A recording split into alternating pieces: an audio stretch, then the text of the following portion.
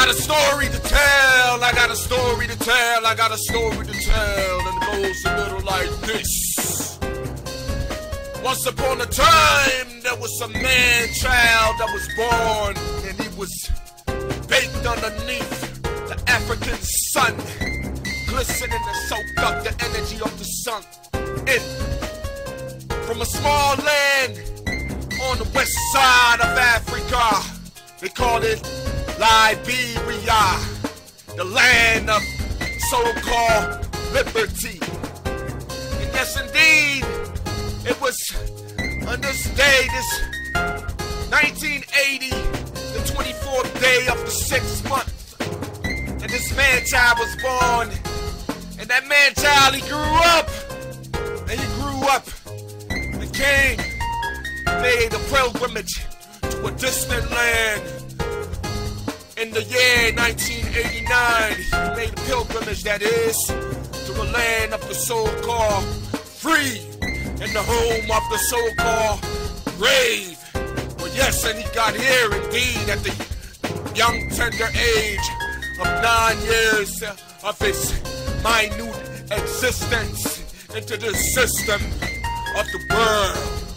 And when he came, the things he saw, oh, this young child, the things he saw brought pain, misery, despair upon his face, and he couldn't understand why such pain and agony was forced to be endured in such an existence.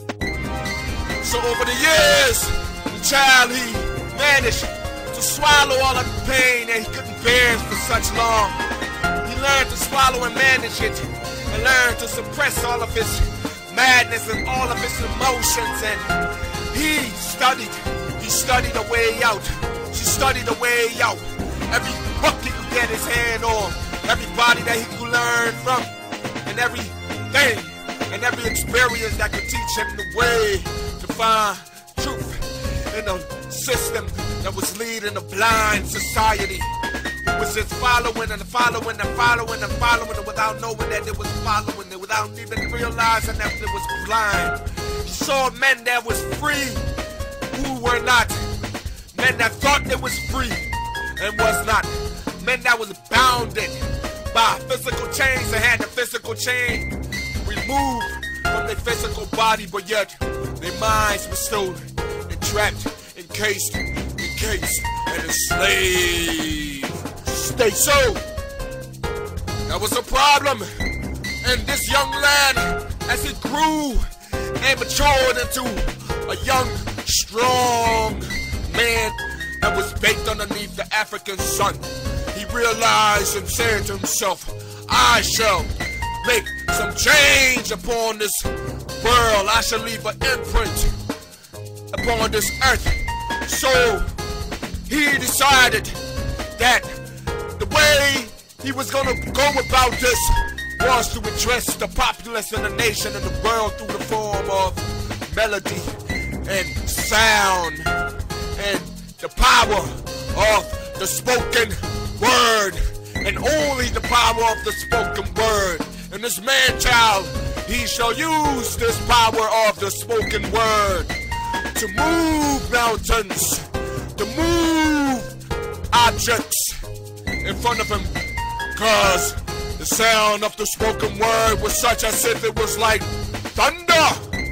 And when he spoke, things crumbled, generals humbled himself, caused by the sound and the vibe of his voice. It brought such a peace and a calm to the nations of the world that it could do nothing less. It could do nothing less but to succumb and bow down and realize, respect, voice, power of the spoken word. Jauz Everliving King is here to stay.